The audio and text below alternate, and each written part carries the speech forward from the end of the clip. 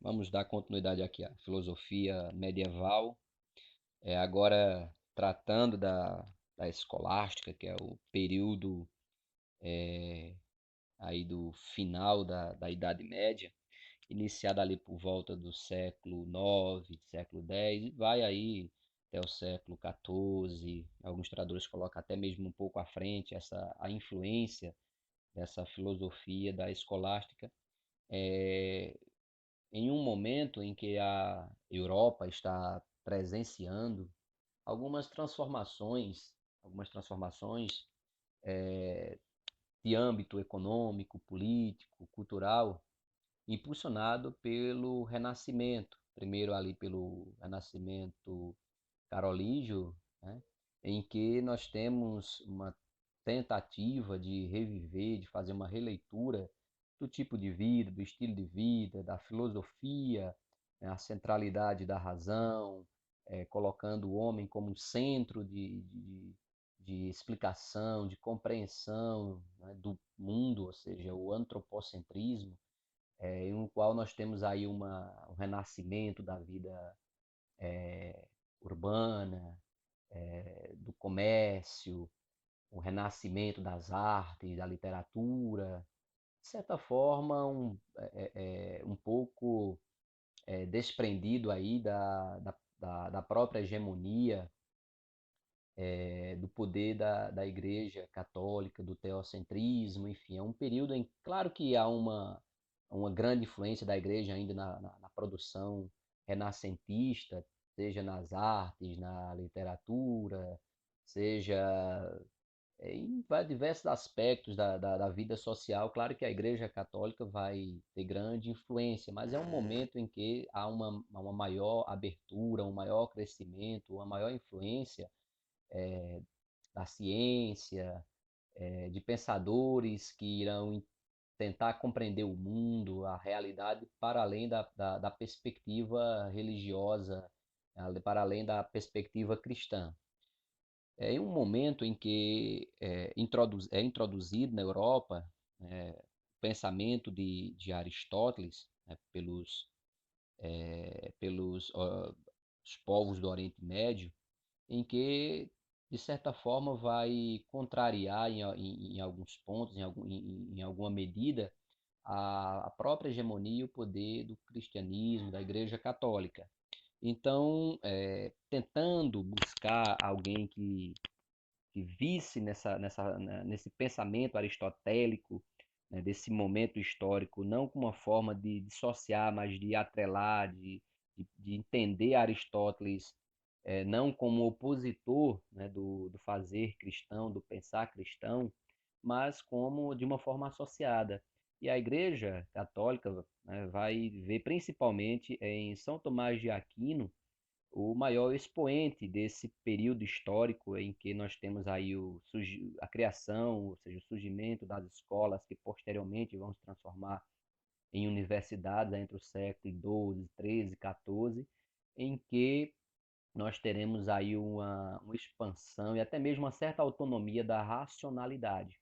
Mas São Tomás de Aquino, ele vai fazer essa conciliação, né, entre Aristóteles e o cristianismo, mais uma vez com o objetivo de justificar a fé, de se tornar auxiliar da fé, da religião.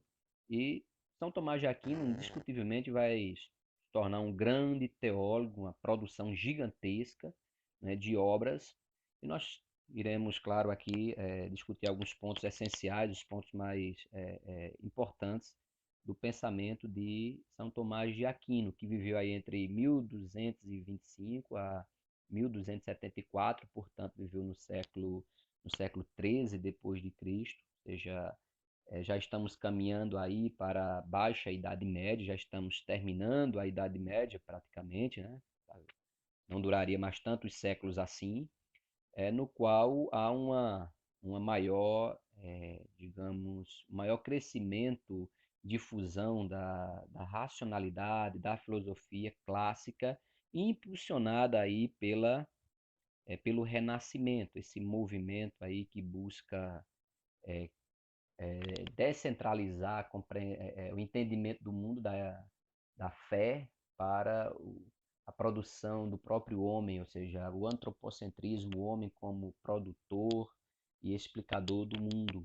Então, esse renascimento aí ele vai ser muito, digamos, impactante para o fazer filosófico de São Tomás de Aquino, que irá ter aí como maior obra, principal obra, a Suma Teológica, no qual nós temos aí um compêndio de diversas exposições, né, do pensamento de São Tomás de Aquino, pautado principalmente no pensamento aristotélico, ou seja, aquela questão de conciliar Aristóteles à razão cristã, à fé cristã, no qual ele vai fazer uma discussão aí de 512 questões sobre o mundo natural e social. São Tomás de Aquino é tido como um intelectual da honestidade. Ele mostra tanto os aspectos positivos como também os negativos, né, o que estaria correto e incorreto, ou seja, coloca tudo em questionamento, né? Ou seja, é um teólogo da honestidade, como ficou conhecido, porque historicamente nós temos pensadores que, de certa forma, fazem uma seleção de pensadores, de um escopo teórico selecionado, né? Selecionado e não expõe os aspectos negativos da sua exposição teórica. Aqui não. São Tomás de Aquino é considerado aí o conselheiro dos conselheiros, um grande doutor, um grande pesquisador, um grande teórico da teologia do cristianismo. Bem, qual é a leitura que ele faz entre a razão e a fé? De que forma ele faz esse entendimento? Lembrando que o escopo teórico aqui da filosofia é principalmente aristotélica, ok? Não esqueçam disso. São Tomás de Aquino acreditava que a razão poderia ter mais autonomia em explicar os fenômenos. No entanto, havia limites para a filosofia. Esse é o primeiro ponto estabelecido, né? Há uma verdade apreendida e entendida pela filosofia, pela razão filosófica. No entanto, para São Tomás de Aquino, era não era uma forma de explicar tudo, certo? E havia uma certa limitação da razão filosófica em explicar o mundo, em explicar as coisas. Então era necessário a fé entrar exatamente onde a filosofia não conseguiria explicar. Portanto, a fé, a religião, ela complementava, ela melhorava, não é, o entendimento. Portanto, ela corrigia as limitações e as falhas da filosofia. Mas havia aí um ponto de partida, tanto para os cristãos como também para os pagãos, que se norteavam pela filosofia, pela razão filosófica.